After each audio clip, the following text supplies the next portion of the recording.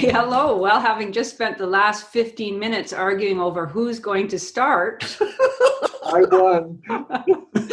I'm Janice Fiamengo, and I'm starting off this session of Regarding Men, where red pill isolation comes to die a glorious quick death, and where we hold men in high regard. And I'm joined here by my two recalcitrant friends, Paul Elam of paulelam.com and Tom Golden of MenAreGood. MenAreGood.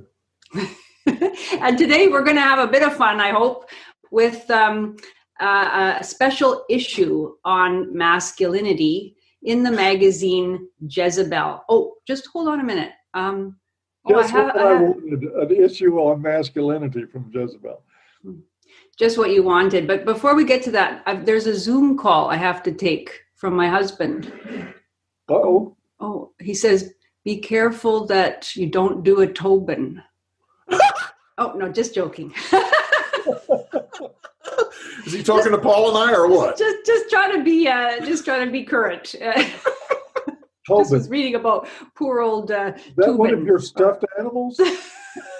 Don't mention the stuffed animals or the voices. Anyway, no, to be serious, we're addressing this. It's a special issue of the magazine Jezebel. I have to admit, I don't read Jezebel on a daily basis or even a regular basis. I know it's been around for a long time. It was started in 2007. I think it's a relatively popular feminist women's magazine. And last week they had a special issue called Masculinity Week: the Final Frontier. I did click on that. I thought maybe there'd be some editor's explanation of why they decided to call masculinity the final frontier, but nobody even bothered to try to explain it. And that is, I think, typical of a lot of the articles in this special edition. They use a lot of attempted witty phrases and sort of aphoristic utterances, many of which don't make very much sense.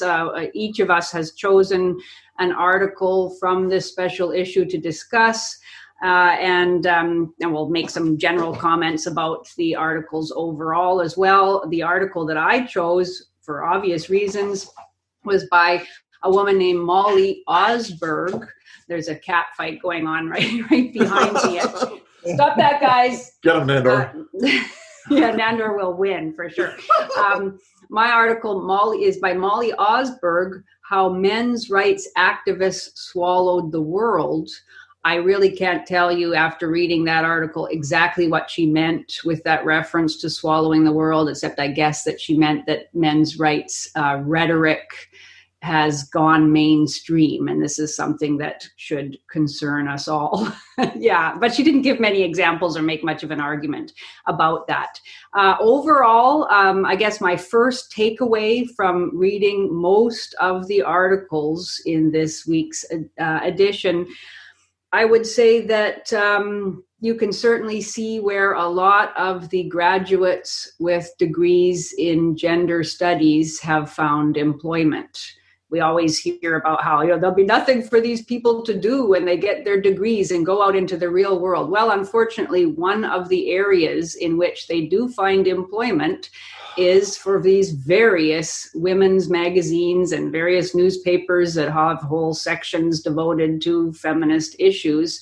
And the result, I think, is an incredible amount of very predictable, frivolous, and extremely self-indulgent so-called pseudo-analysis.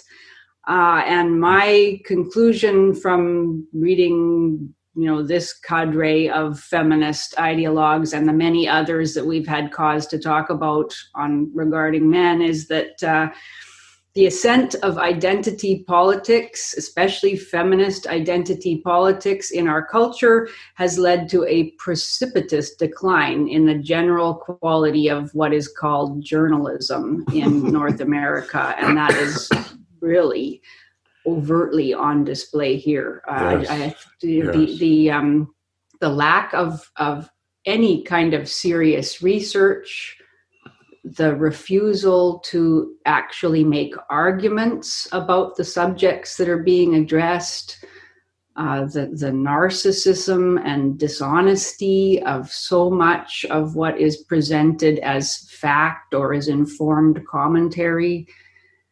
Well, it's dispiriting. So There it is. yeah, It's a shame fest. yeah, It's all about shame. That's what it is. And it seems that there is almost no version outside of an extremely narrowly defined feminist approved version of masculinity that is not shamed and discussed with contempt and deep dislike. And of course we have 20 articles here, 19 of them written by, would you think it would be maybe by men? No, of course not. 19 out of the 20 articles on masculinity are written by women. The one by a man, the very courageous and important mainstream subject that he decided or was allowed to address is about a skincare regime. That's the one male authored article, a new skincare regime that this fellow decided to try out. And there was a wonderful paragraph in which, as he confesses a new worry about wrinkles and an interest in seeing whether a very expensive skincare line might make a difference to his face, he does say, "Oh, and it's worth noting that I am a cis white guy. Apologies." And he goes on to say, I bring this up. He apologizes. He does. He actually apologizes, and not ironically in any way. I read on to think, well, maybe he's kind of making a joke out of it. This is by now, such a standard thing, the male apology, that maybe he's kind of playing with it a little bit. No. He's showing his feminist credentials by confessing right up front that he knows that unlike women, he is not victimized by the cosmetic industrial complex. He is not bombarded by messaging every day telling him that he needs to work on his face and that if he fails to do so, he has failed as a woman. So even before he can launch his very feminine discussion of skincare regimes, he has to apologize for not having been victimized in the way that women are by the cosmetics industry. You can't make this stuff up. You cannot make that up. What a simp. Poor guy. Yep. So who wants to go first? Feel sympathy for him? This groveling, poor excuse of any kind of manhood at all is an apologist for all of us. I mean, I think that's what he's trying to say, that we all should apologize. Yes, exactly. And exactly what he's saying. Pardon me, but fuck that. Yeah, pardon me too, but fuck that. I agree 100%. It's crazy. And I think that part of what we're seeing here is that the feminist idea is so contracted and so compact in its ability to see the world that it can't venture out from that. It's like this tight little ball of the way the world is. Yeah. And if you go beyond that even a little bit, it's become something that's terrible. And this is indicative of people who are immature and people who don't feel good about themselves. Because if you look at people who feel really good about themselves, rarely do they criticize other people so much.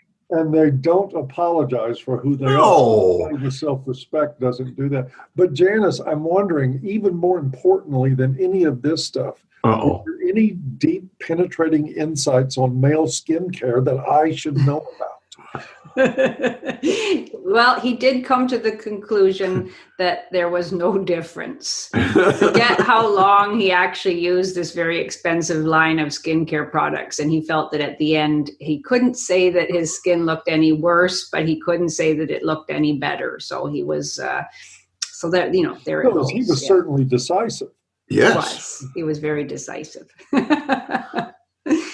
Yep. So, so that's what's allowed. And there were a few glimmers of approval of certain very limited forms of masculinity in these discussions. And the one, I guess, there was one. There was an article on soft masculinity as it is being performed by certain guys, like mostly, I think, artists, like musicians and young musicians on TikTok. And there was a kind of grudgingly and somewhat suspicious analysis of what's called soft masculinity. And this is young guys who, paint their nails and wear makeup and wear kind of feminine outfits and that kind of thing. Yes. And there was the sense of, okay, these guys are moving in the right direction, although we still have to be very suspicious about whether this is just a cover for the same old machismo objectification of women and predatory attitudes, that this could be a wolf in sheep's clothing. Yes. So she was not by any means entirely positive about soft masculinity, but she kind of liked it and thought it was at least an encouraging sign of movement in the right direction. I guess this is the kind of thing that Professor Eric Anderson talked about at the last ICMI in London, about guys who don't define themselves as masculine, which Professor Anderson claimed was a increasingly normal trend. Guys who kiss other guys, guys who are in touch with their feminine emotional side, that kind of thing. So that was, that was seen as a potentially a good development for masculinity. Yeah. Other than that, pretty well everything that was discussed was heartily condemned. Yes. With a hearty dose of contempt. I think that's the right to be wary, because we all know that, soft masculinity is like soft arsenic. You can soften it down, but, there's men underneath all that. That's right. There you go. The worry, yeah. But I think that's a theme that developed in a lot of these. And I didn't read all of them, but I read a couple of them. And the theme is, the more like women you are, the more masculinity is better. Mm-hmm. It's like, this is this compact worldview of only seeing things from my eyes and from my body, and understanding women are the way it should be. And is he like us? If he is, then he must be a really masculine. It's like, this is crazy. It's absolutely insane. Mm-hmm. And it's the level of narcissism and the blindness that produces is just, it's an object lesson in what feminist ideology does to one's intellectual curiosity or, reason or ability to actually understand and perceive the world on its own terms. Because at the same time as over and over again, the message is being conveyed that the only acceptable form of masculinity is a masculinity that apologizes for itself and tries to be feminine. Right. They scoff at any men who object that feminism promotes feminization of men. It's just amazing. Even while they are promoting it, they scoff at men who claim that feminists promote it. Exactly. Hey, crazy. I say crazy. And it sounds like, looking through, I did not read all of the articles. I read through several of them. And all of it just strikes me as some, coffee house conversation that came up among pseudo-intellectuals, expressing these just purely insipid theories that make no sense at all, that don't lead anywhere. Yeah, I think it's worse than that. I think that it's basically all of these articles were shaming men and shaming masculinity. And they were doing the best they could to put men down. This was not a group of articles that was about understanding masculinity or defining masculinity or asking men what it was like to be men. No, this was a series of articles that was literally geared to shame men and masculinity as much as they possibly could. The article I'm going to talk about, that's basically the whole thing, is the shaming that went on. Yeah. Which is just amazing to me. And if you want, Jan, I'll go ahead. Yeah, sure. Yeah. Because I'm just, the article title was King, Warrior, Magician, Revisionist, the enduring masculine book that romanticizes Cro-Mags. Okay, and they're talking about this book, King, Warrior, Magician, Lover by Robert Moore and Douglas Gillette, which is actually a really fine book. It's a book that looks at masculine maturity. And how can a man become a mature man? You would think that feminists would love this book, because it talks about this path that men should take in order to get to become mature. And it says, and here's a side road. You go down that one, you're in trouble. But if you take this road, you're more than likely going to be mature. It's an amazing book, really, and I've just not done it justice by that little piece, but it's fascinating stuff, and it's based on Moiret was a Jungian analyst, and he was a fascinating and brilliant man. And the book is really a fascinating and brilliant book for men. So it shocked me when I saw this article about that book. I thought, what are they going to say that's bad about this book? And what they said that was bad about the book was shaming men for even liking it. Mm-hmm. Here we go. Shaming men who do inner work. Here's a quote. The book isn't just beloved by men waving around guns on social media. King, warrior, magician, lover is also embraced by long-haired men who carry wooden staffs, beat drums in the desert, and talk about inner work. Mm-hmm. And so they're shaming inner work. And this is the same magazine that I'm sure in that daggone same edition, there were articles that said, well, men should be doing inner work. Exactly. Men should be getting out there. They should be understanding things from a woman's perspective. They should be doing this inner work. But here they're saying, oh, these men, these silly men doing inner work, they're shaming it. Yeah. Ay. Shaming men who connect with each other. Here's a quote. These are among the same concerns raised by feminists back in the 90s in response to the rising mythopoetic men's movement, which popularized weekend retreats where privileged men traveled into the woods and went wild, and of which this book was a major influence. Well, that is one of the dumbest sentences I think I've read in a long time. I was involved in the mythopoetic piece, and I loved it. It was fantastic. It was men being around other men, telling the truth about their lives, telling their truth about themselves, really getting to know each other in a very deep, intimate sort of way.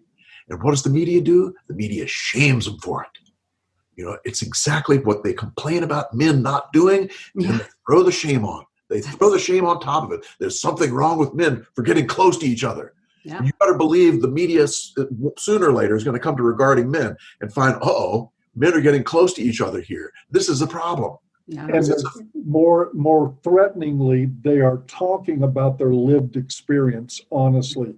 It's what they hated about the mythopoetic movement. It's what they hate about MRAs. It's what they hate about PUAs. They hate about MGTOW. They hate about incels. They hate about anybody who has taken the divergent path away from blue pill living, because that involves men looking each other in the eye and saying, this is what happened to me. Yes. When I did X, Y, and Z. Feminists do not want that conversation.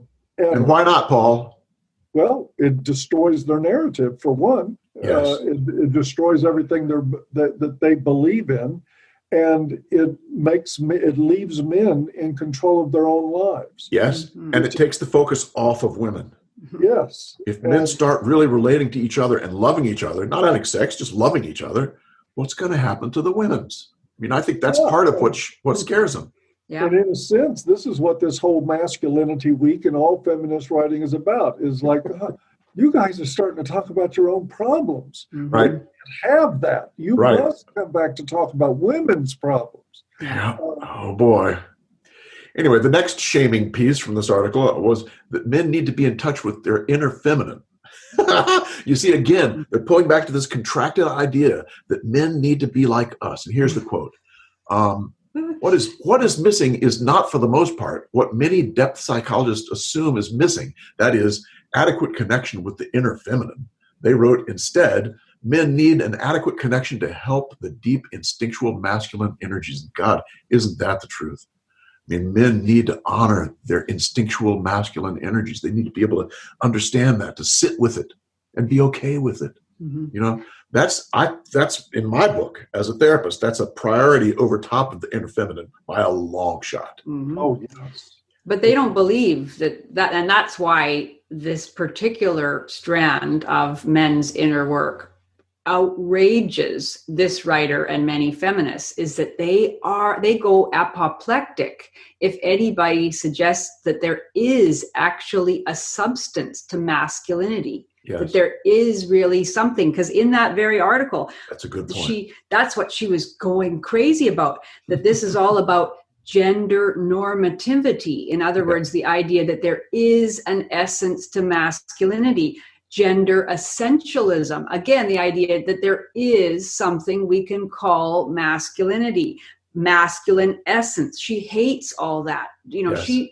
It's amazing. Yeah, like, I mean, and like the arrogance of these callow gender studies majors, but this is exactly what they learned in Gender Studies 101, sitting there and telling men that there is no essence to masculinity. So your interest in getting in touch with it, your interest in developing it, your interest in valorizing traditions that highlight it and allow you to enact it, all of that is counter to the feminist narrative, and they say all of it is based on a lie. It's like the utter denial of biology and the utter denial of men's own awareness of who they are as men.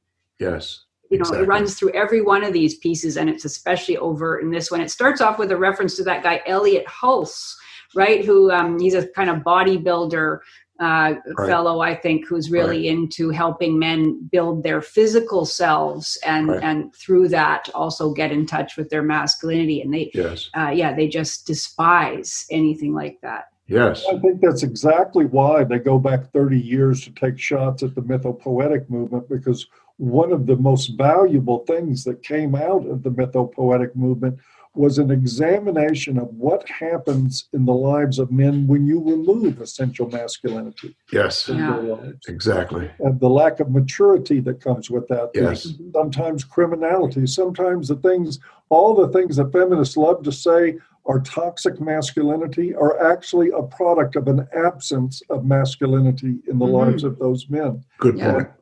And there's research backing this up. This is not just speculation. This is absolute truth. And what feminists seem to want is Farrell. Is themselves. That's what they want. Emotionally, anyway, and intellectually, quite Farrell. Because there's no rhyme or reason to any of this stuff. Well, that's the thing. Like, she quotes from this book talking about the distinction between immature masculinity, which can lead to the path of violence and disorder and all sorts of social dysfunction, and then mature masculinity, which is what the book promotes. Right. And she just scoffs at it. Like, I mean, these are men interested in being the best they can be and making a contribution to their society, ending violence against women, as well as other forms of violence, creating secure, prosperous civilizations. And all she can do is yawn at it with contempt. Because mature masculinity, after all, is femininity. Exactly. Yeah, so that's it. What we see is brittle narcissism. This brittle narcissism where if they were to accept something else, they would break. I mean, it's almost like that. Yeah. And of course, one more thing about this article, they did get some men to come in and comment on things. And guess who the man was they had to comment? Guess who? I think their names were Michael and Michael. Weren't Kimmel they? Something. Michael Kimmel. Events. Yeah. Yeah. Was there another one too? Is there Michael Kaufman, or am I getting? I forget. Kimmel was all I saw was Kimmel, and that was enough for me. Yeah. Maybe Michael Flood. It seems like there is a. they're all named Michael. There were definitely there were a few Michaels there, and they were saying that these were white cisgender men doing their thing out in the wilderness. They scoffed at it, and it was horrible. And he says Kimmel said it's men wandering through anthropological literature like postmodern tourists, as if the world's cultures were an enormous shopping mall filled with ritual boutiques. It's like he has just got no idea what happened. Zero idea what happened. Me Too'd. What's that? Didn't Kimmel just get Me Too'd? That was a while back, wasn't it? He did get Me Too'd a while ago, yeah. And he resigned, I think, didn't he? So he's back in here, I think, after issuing his mea culpas, getting his words in. I'm sure he's kissed somebody's ass in the process. So that's enough for this article. Who's going next? That very good points there, Tom. Though I mean, I just thought it's incredible. Like and that was what the thing that was so irritating about these articles. Every one where it's a group of men trying to be good men, Right. often, speaking explicitly about male virtue. Like there's a website, one of the articles was about a website called the Art of Manliness. Apparently, Right. I don't know anything about it, but it's run by a Mormon husband and wife, and it's all about, getting back to ways of being manly and what manly virtues are. And again, how to be the best man you can be so you can make a contribution to your culture, so you can love other men and women and make a great society. And all they have is scorn for that. And what's really funny is that the art of manliness is as just steeped in blue pill ideology. It is. Possibly be. This is the kind of thing that I read Art of Manliness, and I think they are sending men to the chopping block. They are. Yeah, it's all about male disposability. Feminists ought to be grateful. Yeah. For this, but I don't think they study their subject enough to even really know the difference between Voice for Men and the Art of Manliness. I think they see them all as the same thing. Yeah. And Return of Kings. Yeah. It's totally bizarre. Yeah, I mean anything. Well, they just don't like anything other than men in a state of complete confusion, helplessness, self-hatred, and shame, subservience. Yeah. Totally apologizing for themselves, killing themselves, stuck in their parents' basement. Just anything they want men. I mean, Susanna Walters said it right there in 2017. And why can't we hate men? They want men to step back from the power. They do not want men to be in any positions of power. So they don't care if the men are like gynocentric men who essentially want to elevate women and put women on a pedestal and serve women or anything. They don't want men in society at all. They want them to be a subservient group of work slaves who say nothing except, yes, ma'am, and I'm sorry for being male. That's all they want. It's true. It's true. Well, I've got one. Would you like me to go into this particular? Go, Paul. Yeah. Pablum. We have, let me see here. Let me pull this up. An article titled "The Manosphere's Existential Crisis is Building the Future of the Far Right." Now, this is a common narrative from what we see. Right. The author, her name doesn't really matter in this. This could have been written by any feminist. We'll say her name. It was the same one that wrote the one that I did. Yeah. Actually. Oh, all right. Oh, was it? Oh, I didn't realize Tracy that. Clark Flory, I think. Yeah, Flory or Flora, something like that. And what Feminist X is, it works just fine for me. One, she doesn't really describe, and of course, as you might suspect, this is about labeling all red pill factions as ultimately right of Donald Trump, dangerous Elliot Rogers waiting to happen. We've seen this. This is nothing new. I mean, I probably should have even picked a different piece because they've been so redundant about this. Now, she did not really explain what she meant by the existential crisis for the manosphere. I mean, I think she implied that it was the factioning of MRAs, PUAs, incels, MGTOW, and all red pill groups sort of being at war with each other. She wasn't really very plain in her writing, but I think that was the implication. And what I found intriguing about this piece, though, is that I think that she is absolutely right on a number of points here. The red pill community does lead a lot of liberal men to more conservative thinking, that when they start peeling back the blinders on how they've been living, their experiences in family court, and like a lot of us, many of us, Tom included, myself included, I know lots of others, have a background in one way or another of being very invested in understanding women's issues. And a lot of guys come into the red pill community with this. Yes. Is this attitude, okay, now I'm going to look at men's issues, and then they get a big fat rude awakening of the reaction that happens to them when they start talking about men's issues. Right. And I think in the way that sort of the reaction that they get from the feminist community and from many women, from a lot of men, pushes them more toward, let's look at something else here. There is a lot of support for Trump in our community, tons of it. And there's some critique of Trump in the community too. But I have to say, I think she's right. I mean, of course, she goes way off the deep end, because what she's trying to insinuate is that this is how you produce mass murderers. I'm surprised she didn't bring up Anders Breivik, because that was the intent. She could have had a lot more impact if she would have even talked about that case instead of the Roger case. But a lot of this is the same bullshit diatribe about, oh yes, Paul Elam wrote Bash a Violent Bitch 10 frickin' years ago. It's like, can you guys please find something I've written recently to critique? I get a few more clicks out of that.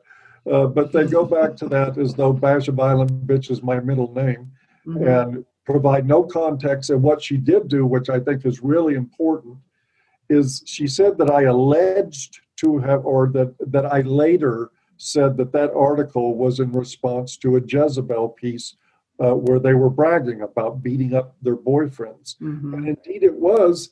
And I said that at the time I wrote it. So I don't know where she got the idea that I came up with this later, that I later said it was a response. Well, I said it in the original piece. Yeah, I remember. It made no bones about the fact. And what she's telling her readers, and I think her readers are accepting this fully with no problem, is that, yes, so what? So what? We wrote an article glorifying, bashing our boyfriends, beating them up, destroying their property, hurting them. That's fine for us to do. And the problem was really the way I reacted to it. And she made similar attacks on Roosh and pointed out that Roosh is now practicing Orthodox Christianity, which I think is great for Roosh. But she sees that as evil too, and websites like Return of Kings. But the whole parade of dribble is nothing more than an excuse to say, if you're red pill, we're going to perceive you as a threat. It is just much more of a whitewashing of feminist evil that really is in the world, and creating a fake narrative that men are somehow dangerous. Yeah. That's about it, and I mean, I'm not going to even talk about mine because it's not worth reading. I couldn't tell you what the argument was, except that it's very concerning to this writer that MRA ideas, or really red pill ideas, because she doesn't distinguish, as you say, Paul, she doesn't distinguish between specific MRA ideas and any other idea that dissents from feminist orthodoxy. So just basically that dissent from feminist orthodoxy is becoming more mainstream, because we now have a president who can actually say that he worries about young men, that it's different. And may I say, you're damn right it is. Yeah, that's it.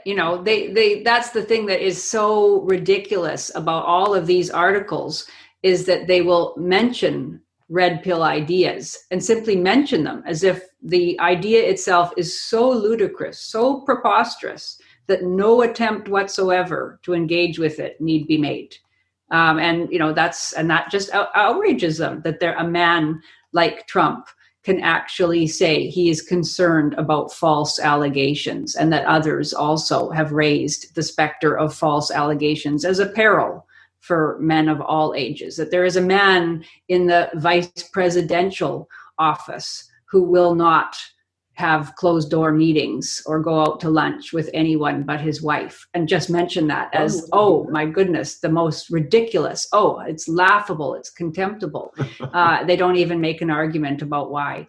So, so that's it. I mean, I came, my few takeaways from my article were that the way to write a feminist article today about anything to do with men is, one, you always bring you always start with your conclusions. So you don't begin with any kind of serious analysis of data. You don't interview any actual men who are, host any of these websites or anything. You just begin with your conclusions that any man who dissents from feminism is a danger. I mean, their obsession with incels now is all encompassing.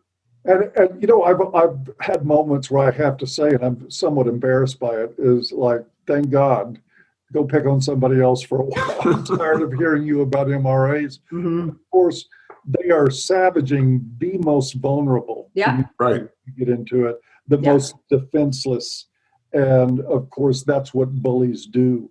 Yeah. What I noticed about all this 20 articles, not one line, not one word dedicated to understanding any of the men's issues that men's advocates That's it. attention to.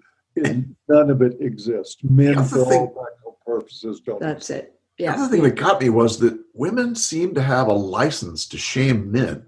Yeah. I mean, no one bats an eye at this 20 articles that shame men over and over again, but the reverse is simply not true. Yeah. I mean, no man's magazine could ever get away with this. No man's magazine would be interested in 20 articles mocking women. Right. Yes. Speaking about their concerns with contempt, never attempting to understand the context out of which their movement has come, or anything. I mean, it's absolutely unimaginable. It really is. Yeah. That didn't stop Flory, though, from insinuating that of all the 6,000, nearly 7,000 articles that are on ABFM, she insinuates that most of them are attacking women. Mm-hmm. Right. It is not even close to the truth. Yeah. Miles from it. That's her experience, and so she expects that to be your experience too. Yeah. They don't do research in any of these articles. I mean, the article that mine was, men's rights activists, how they swallowed the world. It had all sorts of links in the text of the article, and they were all links. Well, not all, but most of them were links to other Jezebel articles and or other feminist articles. By God, back it up. And after all, we got David Futrell on our side. We'll link to We Hunted the Mammoth. Yeah, I mean, just amazing. Like the dishonesty, the lack of integrity. And that's the thing. I think that is my ultimate takeaway, is that there is no longer even an attempt to argue about any of these issues. I think, we can say, if we want to be positive about this issue, is that it really shows that most feminists have now given up on arguing with men's rights activists. Yeah. They're not going to argue about false allegations. They're not going to argue about parental alienation. They're not going to talk about paternity fraud. They're not going to talk about incarceration rates for men. They're not going to talk about homelessness. They're just not going to touch any of that stuff. They're just going to go straight to the idea of violence. They're going to unfairly link that to all incels and indeed to all red pill guys, because they don't make a distinction between incels and anybody else. Right. And that's basically it, because I think they realize that they can't argue with any of these issues. So they're just going to keep sounding the alarm, and they're going to rely on the same old gynocentrism, the chivalry of readers, the women's unconscious demand that they be protected in every single circumstance, that men put themselves in harm's way to make sure that they're safe. They're going to rely on all those things they supposedly reject, all those elements of traditional masculinity and traditional, gender roles, in order to dismiss and encourage readers not to look seriously at any dissent from feminism. And that's all they've got. It's in a way a tribute to the much greater substance of those who are actually arguing against feminism, that they can't even try to argue. I think it's also a tribute to men, because men don't get upset about this stuff. I mean, they write these nasty articles like this, and men, oh, okay. It's like they don't get plussed one way or the other. It's like that shows maturity too, you know? Most men just keep on. Doing what they're doing. Keeping the lights on, fixing your computer, making sure your toilet flushes. And I wish they wouldn't. I really do. Yeah, me too. I want a general strike of men. I want a general strike of men until the hatred stops. Yep. But I would love for them. I like the sound of that. Offices of Jezebel and say, well, you're not going to have electricity for the next few months. Yeah. Try generating your own. Mm-hmm. Yeah. Yeah, me too. I'd really. The future is female. Yeah. Yes. Oh, yeah, sure it is. Except for the electrical future. That's not. Usually we come to sort of a sad and depressing ending because of the nature of these issues. What happens every time we do a regarding men discussion, we end up kind of on a sour note. And I'm ending up on an apathetic note today, and I think that's really good. Well, that's good. And I'd like to end on a more positive note because I want to tell people about Regarding Men and what we're doing there and the fantastic groups we're running and how much it's really helped. The men love these groups. And they're run by Paul, Janice, Tom, and Mike Buchanan from the UK. So, and we have groups every day, right, Paul? Every day of the week, and we're getting ready to add on more. Now, I guess I'll go ahead and take this opportunity. I've been doing a group on Tuesdays at 7 p.m. Eastern time. And have really enjoyed that, but I'm going to switch the times. I'm doing it at 7 o'clock tonight Eastern, but a week from today, I'll be switching the time and doing it at 2 p.m. Eastern time so that we can have something that's a little more user-friendly for our audience in the UK and Europe. Hopefully, that'll give them something to attend without, because they're showing up now like at midnight for them. And we need to do a little better for that. So we're going to start, and I'll be putting that on the Facebook page soon. Yep. But all kinds of things are happening there, guys. Come on and join us. Mm-hmm. It's fantastic. It is really remarkable what is going on. Yes. We've talked about this before, that a lot of times after the facilitator checks out, the groups go on for hours after that, because there's an appetite for red pill men to have peers they can talk to without hiding who they are. I mean, that's part of it right there. And I think a new record was set, Paul. A new one? And yet another new one? I think it's many hours? 13 and a half hours after the group. Insane. Wow. And men will just stay after the group and just communicate and talk and whatever, come in and out. And this is what we want. Friendships, start real world friendships. I mean, these guys are getting to know each other's lives. Mm-hmm. You know, absolutely. Well, what happened to so-and-so this week? You know, and did you get the job? I mean, they know that you went to an interview. It's like a community. And it's potent. The link below to Regarding Men. Priceless. And if you haven't joined, join. RegardingMen.com/join. RegardingMen.com/join. Come on, see us. Link below. And with that, are we finished? I think we had enough putas for a brothel. Oh yeah. So we'll just award Jezebel. Ooh, Jezeputa. All right, Jezeflying Puta. Yes. There she goes. Yes, there she goes. That's good. Hopefully flying straight to her. All right, and there's one more thing. It's men are good. All right, twice in a row. We're getting so good. All right. Y'all take care. Take care. Bye-bye. Bye-bye.